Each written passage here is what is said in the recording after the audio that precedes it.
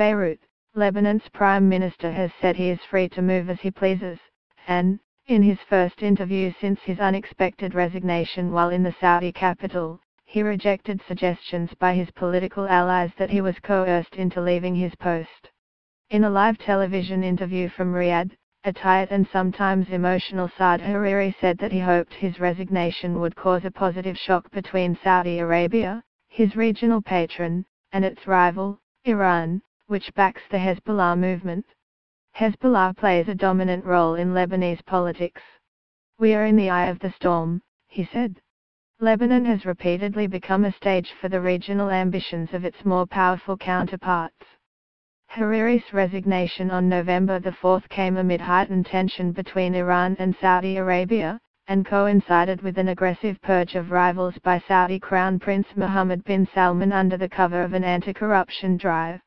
The interview aired on Future TV, Hariri's own station. But in a sign of just how fractious the political moment is for Lebanon, the new Prime Minister, Michael Aoun, said on Twitter shortly before the broadcast that his predecessor's comments may be in doubt and without his will. During the hour-long interview, Hariri said his resignation was in the best interests of Lebanon, and appealed to Iran to stop interfering in countries throughout the Middle East. His departure has caused wild speculation in Lebanon, with politicians across the political spectrum claiming that his hand was forced by Saudi Arabia. The resignation came after a surprise summons to Riyadh, and aides said this week that they had barely spoken to him since, beyond exchanges of pleasantries.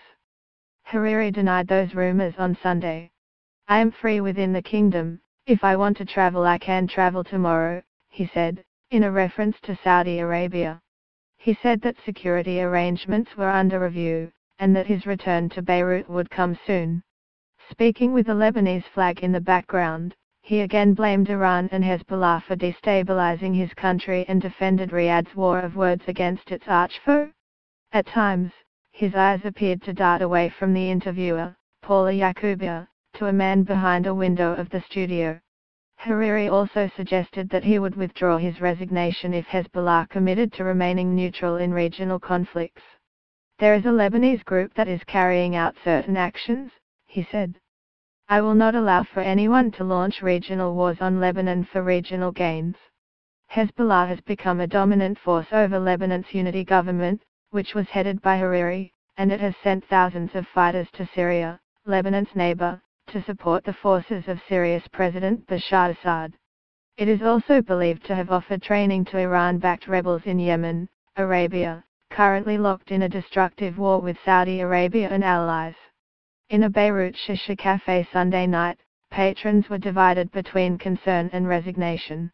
"It's one big political show, isn't it?" said Mustafa Khalil, a 34-year-old engineer. "He is not his own man anymore.